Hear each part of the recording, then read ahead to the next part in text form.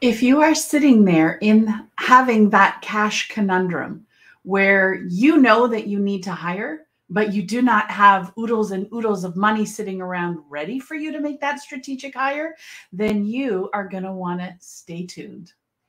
If we have not met yet, my name is Sheila Cummins. I'm the CEO and founder of The Road to Seven. We provide financing, coaching, and training for women entrepreneurs who are ready to evolve from that struggling solopreneur where you are doing everything in your business and you're ready to make that leap into being a thriving CEO of a profitable and scalable company. And today we're talking about how to get over that hurdle of needing to hire, but not feeling or having the money ready to make the move in that moment. I think it's important that we get a couple things really clear here. The very first thing is that anytime you're growing your business, it's going to take three things. It's going to take time and energy and money. The thing is, we approach those three things in a backwards fashion. We think that we have unlimited time and unlimited energy to be able to put into growth, to be able to develop new systems, new processes, new programs, new whatever it is that you sell, but that we have limited money. Here's a fact. You have limited time and energy. You do not have 28 hours a day, no matter how hard you try and manifest it. It's not going to happen. We are all given the same 24 hours a day to work with. What you do have is an unlimited access to money, whether you believe it or not. And I'm not going to be talking about manifesting money. I am going to be talking today about the fact that you can go and make money today. There is money all around you. It might not be making money through your business. It might be doing things you don't necessarily want to do, but you've got things around you that will earn you capital. I remember sitting, oh gosh, this was, 13 years ago. This was a long time ago, looking at my kids just absolutely having maxed everything out and wondering how on earth I was going to get enough money to be able to put gas in the car and some basic foods on the table so that I could go and give a huge talk the next day. And I remember looking around the room and my eyes landed on my Cricut. And if you are not a scrapbooker or you have not ever experienced a Cricut machine, I'm going to tell you this. It is one of those things that unless it's really a part of your day-to-day, it's probably going to sit there and collect dust, which is exactly what mine was doing. And I thought, oh my gosh, I've worked so hard for this Cricut. How on earth, can I have it taking up space with like an inch thick of dust? Literally, I could run my finger along the top and like make a snowball out of the dust on top. And so this moment just came and I took a couple photos of it and I posted it on Facebook. Literally an hour and a bit later, some wonderful young guy came to my door with $125 for the Cricut. He was thrilled because he got it at a fraction of the cost. I was thrilled because I got it for $125 that I now could put gas in my car, food on the table for my little babies. Because I was at that moment of growth in my company, I needed to go and get myself out there so that I could be seen. And as a result of the talk I gave that came from me realizing that I could make money in the moment, I secured 2 clients. And they were significant clients. It made a big difference in my growth. And the reason I tell you this story is if you're coming at your business growth from the idea that time and energy is infinite and money is finite, it's backwards. Your time and energy is finite, and we need to protect it with everything that we've got. Because if you are not in your A game and you are not in a place of peak performance, you are not going to be able to find the infinite money that is available to you through your company and through your life and through your day-to-day living. So that's the first thing we want to get straight. The second thing is when you're sitting at that intersection between solopreneur and CEO, you've got some very big decisions that you need to make. The first is that you are going to make this shift and that it's going to take resourcefulness and grit and steely determination because it is not for the faint of heart. And so when you make that decision, Then we need to go and start looking at 3 main things in your company so that you can start the hiring process. The very first thing is to understand your processes. When you understand exactly what it is that you need to do to deliver what it is that you sell in the minute detail, then you can start identifying where you no longer need to be involved. The reason we want to start with that piece of the process is very simple. People want to hire someone to help them with their emails or pushing paper or some low-level job that's not going to earn you any revenue. But when you can see exactly what has to happen for you to do what it is that you do and deliver what it is that you sell, then you can start bringing people in who are going to enable you to do more of that. And there's a difference between hiring someone who is at a lower rate, who's going to help you manage your emails and create more time, which of course we know we need, versus hiring someone at the start who's going to help you earn more revenue. The problem is it's easy to hire someone who is, for lack of a better word, cheaper. You can hire a VA for $10 to $15 to $20 an hour, or you can hire someone who has a specific skill and talent that's going to help you deliver more, sell more, provide more, service more people, and earn you more revenue. One is an easier hire. And I want to come back to this idea of evolving from solopreneur to a thriving CEO. We don't always have to take the easiest route. It's not always the best move for you. When you can hire strategically and put someone in place who's going to help you earn more revenue, they're going to earn their keep. What it means is we're going to have to take a risk. And I see so many women entrepreneurs out there that are not willing to take that risk on themselves. They're not willing to invest in themselves. They're not willing to invest in someone else who has a proven track record of achieving what it is that they're trying to achieve in their business. And they're taking the safe route. If you don't have enough money to hire, it's because you have a fundamental infrastructure issue in your company. You are underpriced, and you've priced yourself as a solopreneur versus pricing yourself as a company. Because to run your company is more expensive than you think it is. You have operating costs. We are now creating costs to fulfillment, i.e., team. We want to be paying you. I would assume that this is your livelihood. And if you're like me, where you are past that middle-age marker, you would like to retire someday.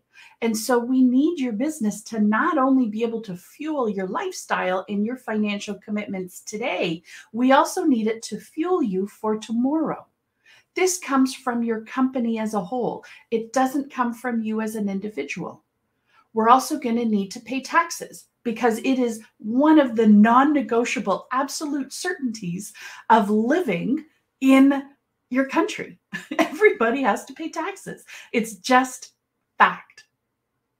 You also are going to want to have some profit left over after all of those endeavors so that you've got money left over at the end of the day, because those are your fun tokens. After you've been paid, your team been paid, all your operating expenses have been paid, you've tucked money away for your taxes, you know that everything's covered, you have this bundle of money. Those fun tokens are your ticket to freedom and excitement. That's where you can start making investments in other companies so that they are earning you money while you sleep. That's where maybe a real estate investment is sitting. That's where your savings account, your RRSPs, your 401ks, whatever it is. That might be your trip to Disney. It might be the shoes you've always wanted. That profit is the fun tokens that are going to help you get where you want to go. But if you're only priced as a solopreneur and for doing the one thing that you do without accounting for all those other costs, then you're not going to be able to hire. So how do we make those shifts? Well, I've already told you step one. We look at the process so we can identify where we can remove you from the delivery fulfillment operations so that you can be liberated to do more of what it is that you do, that you love to do, that brings you joy, that helps you shine. It's probably going to be being the face of your company. It's probably going to be doing sales activities, marketing activities, something that's going to lead to more clients, more revenue, all those good things. And then we've got to look at your pricing and really understand your cost of doing business. When you can start cash flow in a way that you have all of those buckets taken care of, it's possible that you're not going to be able to hire today. And I'm going to have a solution for that in a little minute. But it's possible that we need to do some infrastructure work first before you can make that strategic hire. We need to look at the price of what it is that you're selling and make sure that you have accounted for all of the operating costs, all of the cost of goods sold, all of the expenses that come with running a company. I got to tell you, I think it was one of the most profound lessons that I've had over my last 13 years is the understanding of how expensive it is to run a company. And having made that shift from pricing my time for showing up and doing the coaching that I offer, or for providing a training for individuals or a group or whatever I'd been hired for, to really understanding that this is a company cost and I need to price based on the value that it's bringing and priced in a way that's going to enable me to keep this operation running far beyond just this month. That shift was not only the scariest, and I literally needed some severe coaching and handholding to be able to raise my rates, and they're about to go up again because the cost of everything has gone up. I don't know about you, but my groceries have just gone up at least 20%. I went to buy a pat of butter the other day. It used to be $3.79. It was $9. So if your prices are not going up, you're just hurting yourself in the long run. So we have to look at your price of doing business and make sure that we are doing value-based pricing so that you are earning enough to cover all the costs of running your company, not just paying you. And we allocate a percentage of that to one of these strategic hires. That brings me to the third piece that we look at, and that is the people or the person that you hire to be able to help you earn more revenue. We want that person to be earning 3 to 4 times the salary you pay them. So if they earn $15 an hour, then we want them a part of a process that's going to be generating $45 to $60 an hour so that they are not only earning their keep, but you are also making money from having them be a part of your team. It's scary to make those strategic hires. I know that one of our borrowers who's part of our capital access program, that's actually what she earmarked a chunk of the money that she borrowed for, was so she could make a strategic hire of someone who had some skills that were above and beyond your average Joe, so she could do more fulfillment. She needed someone who knew how to write copy, how to design, how to write social posts, so she could do more of that for her clients. She didn't want to spend a ton of time training a junior to do a job that had you had to have some chops to be able to do this job. And so she actually chose to take a loan in order to make that hire. If you cannot afford to pay yourself, and you are not covering your costs of doing business, then it is not the time for you to hire today. It is the time for you to start doing the work to be able to hire. Now, just because you're hiring doesn't mean you've got to bring somebody in full time. It could be that you're just going to hire someone on contract to do one small piece of what it is that you need that's going to help you generate the revenue that's going to be able to support you to bring somebody on in a larger capacity. So it doesn't have to be an all or nothing hire. When I'm hiring people, I usually hire them to do one small job. And then if that goes well, I'm going to give them another job. And if that goes well, then our relationship's going to grow. I've just hired someone who takes these videos that I do. She is turning them into some short form videos for the algorithms that social media is needing right now. But what she also does is she's now search engine optimizing my YouTube channel so that these videos are actually going to get seen by more people. But I started her by doing one live, and she created 8 reels out of it. Now we do it on a weekly basis. We've got a weekly arrangement that happens. Now I've got her also working on the YouTube. So you can see that this is a way to hire. I wasn't ready to hire right away and throw somebody in and be like, I want you to be maximizing and SEOing everything that's going on. I just wanted her to do something specific. And now she's earning her keep because the reels are generating traffic. The traffic is then generating interest in our programs, which is filling up my discovery calls, which means I get to talk to more incredible women and help them in whatever way that they need. She's earning her keep. So yes, you can hire. You just might not have the cash today, but it means that you've got to do the due diligence to hire someone who's going to be earning you revenue. Now, this process that I've talked about, where we look at your processes, we look at your pricing and your profits, we look at your people, this is literally the foundation of our Scale program, which is starting at the end of March. In 2 weeks, I'm going to be kicking off a group of 6 to 8 women who are ready to make that jump from being the solopreneur to creating an entity or a company or a business that is larger than them.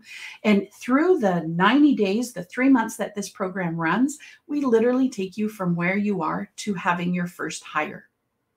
So we spend a day working on your processes to identify who it is that you need to hire. We start building out your organizational chart. We start figuring out what roles and responsibilities you need to have and what roles and responsibilities you need to hire for. The next month, we work with a financial he works as a fractional CFO, but he's actually going to take you through spreadsheets so that you can understand your cash flow and your numbers, so you can understand how much either you need to be making more to be able to hire, or how you can afford to hire with what you have, and how you can be reworking and understanding your finances better so that you're running a profitable company. And then in the third month, we work with an HR specialist who helps us actually write the job descriptions and go through the hiring process. And we develop KPIs or key performance indicators so that we can quantify the role of everybody on your team, so that everybody has very distinct roles and responsibilities. You know, this is a process that I wish that I didn't have to do alone, because it was really scary and I made a lot of mistakes. I have an incredible team today. I can easily take off work 4 days a week. I can take 2 weeks off, and the machine keeps running because of all the people and the infrastructure that I have in place. But I got to tell you, I made a ton of mistakes along the way. And so I've developed the Scale program to walk you through those main pieces that have to happen in order for you to make the shift without making all the mistakes and spending all the money that I didn't need to spend. So yes, it's an investment. It's an investment in you, but it's an investment in you that is going to save you time and energy, because those are finite, and it's going to help you earn more money because those are infinite, so that you can make that evolution. If you want to join Scale or you want to learn more about it, there's going to be a link down below. We have our very, very early bird pricing. It is going to be going up on March 22nd at the end of the day. So if this is something that you know you're in, get your seat now so that you can save some money. And if you want to talk about it, just send me a note, send me a DM, put a DM underneath this live, maybe just send me an email, or, you know, hop over onto Instagram and send me a note, and we'll set up a time to talk, because it's possible you're not ready to scale. It's possible that you are at the place where you don't have enough going on to be able to put the infrastructure we need to have in place to be able to help you make that evolution from solopreneur to CEO.